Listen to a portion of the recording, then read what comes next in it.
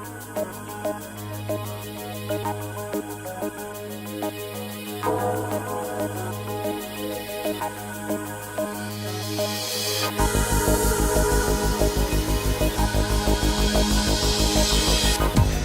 all-important difference between supply chain requirements and solutions. Well, joining us today to speak about that, Steve Hopper, founder and principal of Inviscid Consulting. Steve, great to see you again. How you doing? I'm doing great. Great to be here.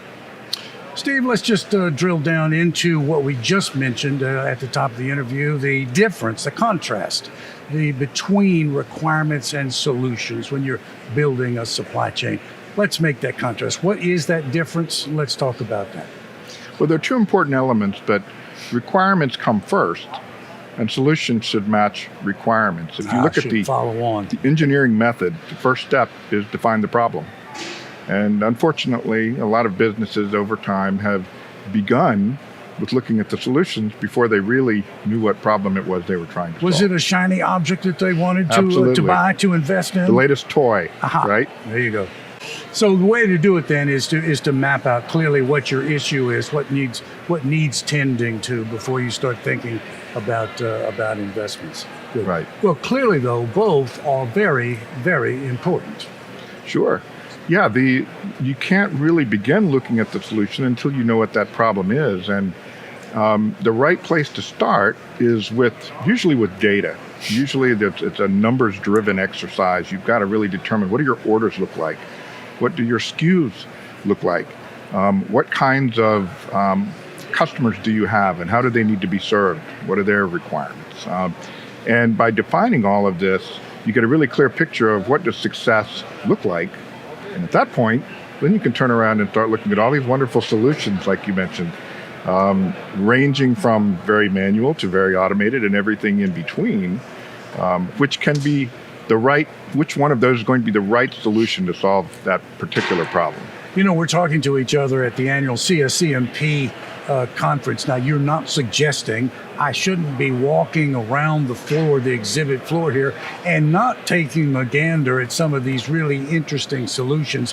Clearly, one should explore these things. Isn't that correct? Certainly, but there is a danger for those that are easily swayed by things that are sexy. You know, it's like if I'm looking for a new car, if I go to the Ferrari dealership, and I see the Spider, I might say, wow, that is a really cool car. But I need to take a step back and say, what kind of car do I really need? Mm-hmm. Do I have a family that I'm trying to transport? Do I have a trailer I need to tow? Am I going to be driving off-road? Do I need performance, such as a Ferrari? All of these things need to be weighed out really before that decision is made, so that you're really focusing on the solution after the needs have been really defined. Okay, so you've convinced me that I need to pay attention to both of these things, and certainly need to start with my requirements. But let's talk about a process. If I'm going to improve my supply chain operations, I clearly need to have some type of process, some methodology, some kind of guide to how to proceed. So advise me, what do I need to do? Where do I actually start, and how do I proceed from there? Well, like I said, it often starts with data, and that's kind of the tedious, not very exciting part of the process. You really have to look at the numbers, the devil's in those details, mm-hmm. and once the numbers have been refined, then it's looking at a planning horizon. Uh-huh. Are we going to select a solution for where we are today? Uh-huh. Or are we looking at a solution that's going to be for where we're going to be in 5 years, 3 years, 20 years? So the executives who are managing the organization have to look strategically at where are we going?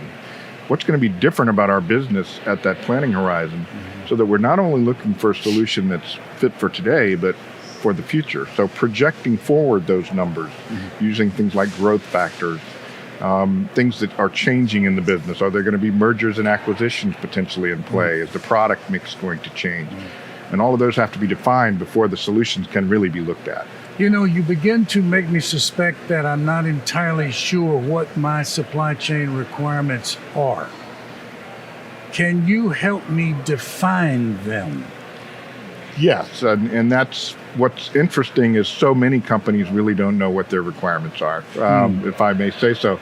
There are many companies that just start by barging ahead with solutions, and then when I come in as the objective consultant trying to keep a cool head about things and leave the emotion out of things, and I start asking these questions about the data, the SKUs, the orders, the volumes, all of these things, sometimes I get a dumb look because the reality is they really have not begun thinking about what are their meaningful requirements that they have to plan for.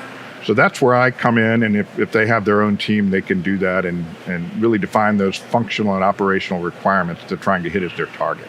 So once you've walked me through that and I now understand what my requirements are, when should I now begin to start thinking about solutions and investment?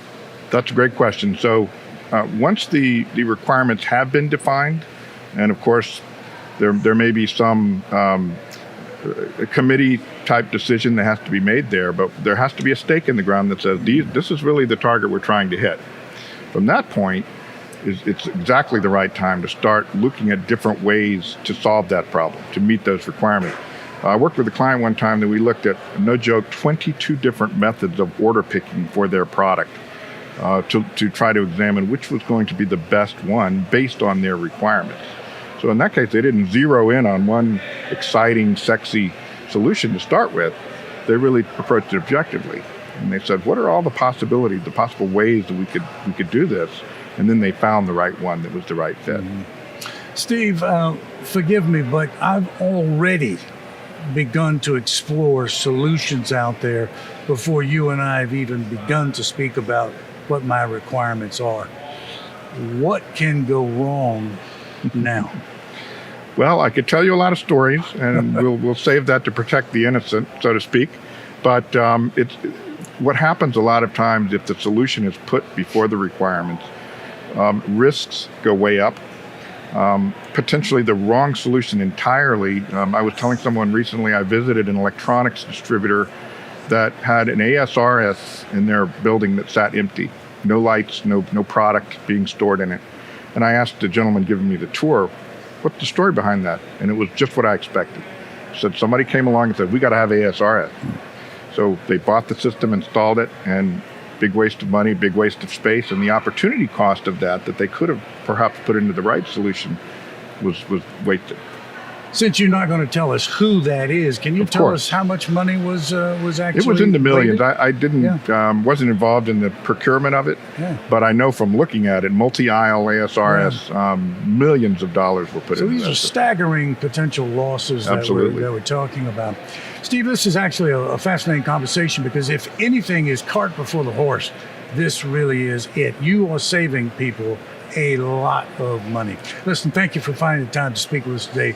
Great conversation, great benefits for people who are watching us today. Thank you so much. My pleasure. Thank you for having me. Steve Hopper, Inviscid Consulting, speaking with us today about supply chain requirements coming before your solutions. Thank you for watching.